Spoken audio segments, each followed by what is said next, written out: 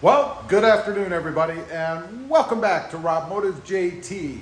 It is time to run some more wiring for more lighting on my Jeep Gladiator. Now, before we get started, let me tell you the frustration I had today. It's Veterans Day, and a thank you to all the veterans out there, by the way. But everybody's out. So I went to Lowe's today. It was busy, nowhere to park. I get inside. I can't find what I want. They don't have the gauge wire I want.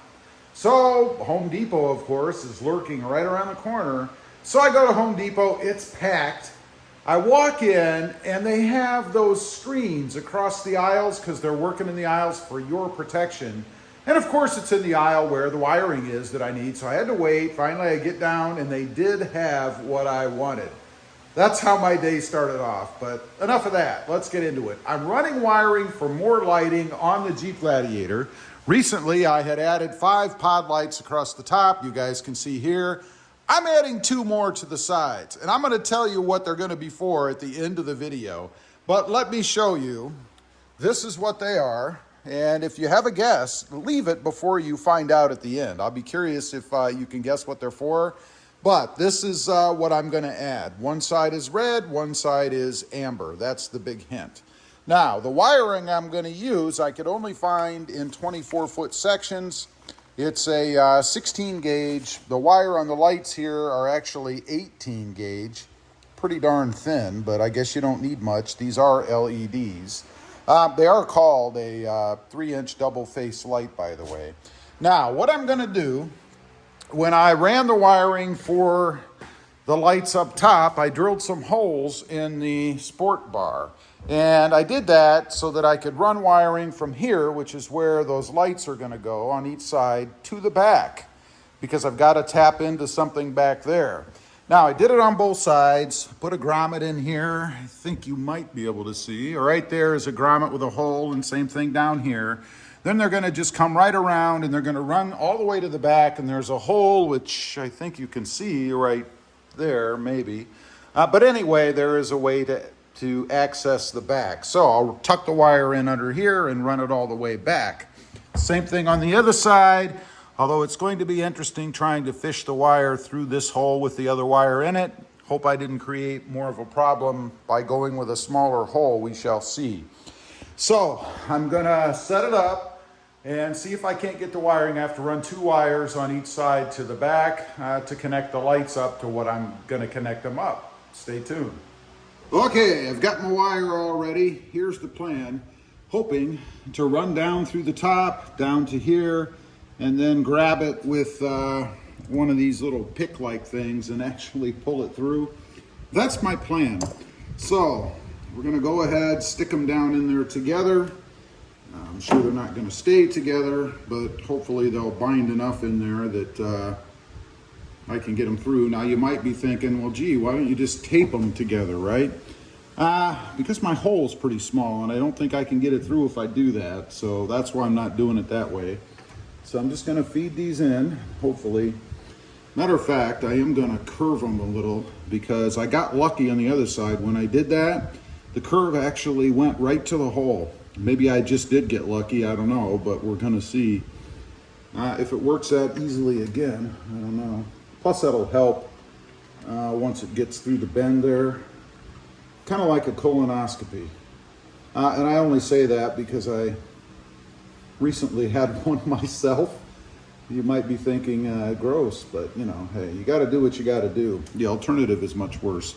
So there, I've run it through. Now I just have to see if I can get lucky and grab something. I kind of doubt it, but you never know. Yeah. Didn't seem to work too well that way. And I might actually pop the rivet because the hole's obviously a little bit bigger, and then feed the rivet back over the wire once I have it in. So I'm gonna work on that. Not gonna bore you with me picking around in the hole there, but you get the idea what I'm trying to do.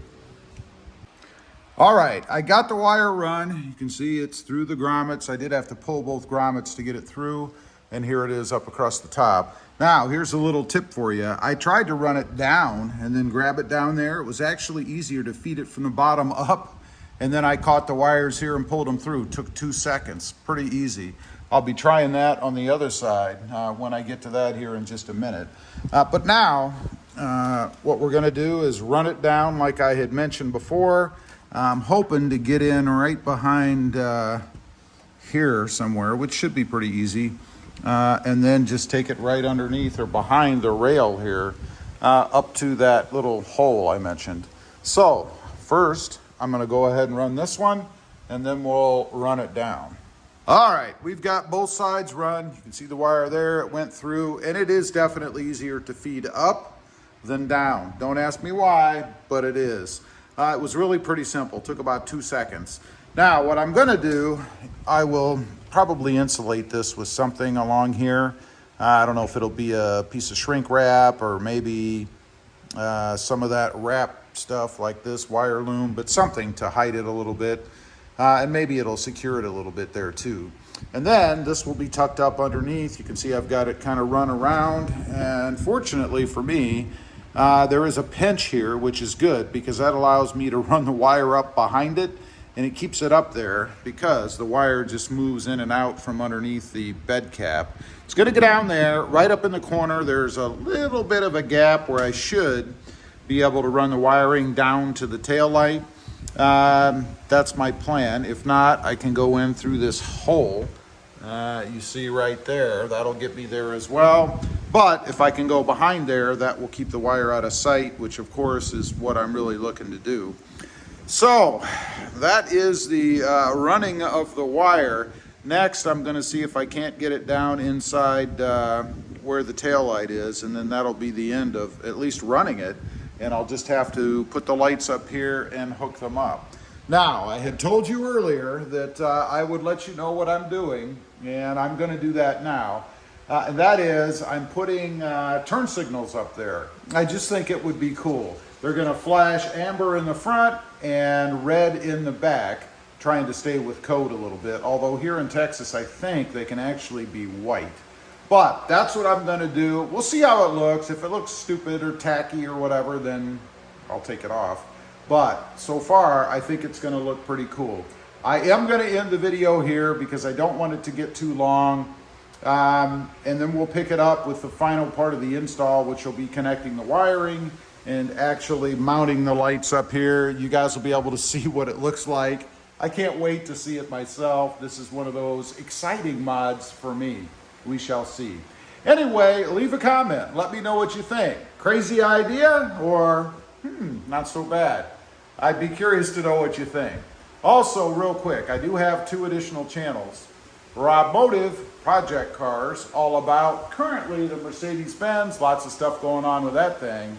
And Rob Motive, all about the Toyota Tacoma.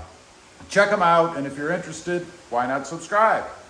Don't forget, click the subscribe button here too. Thanks for watching. Stay safe out there. Bye.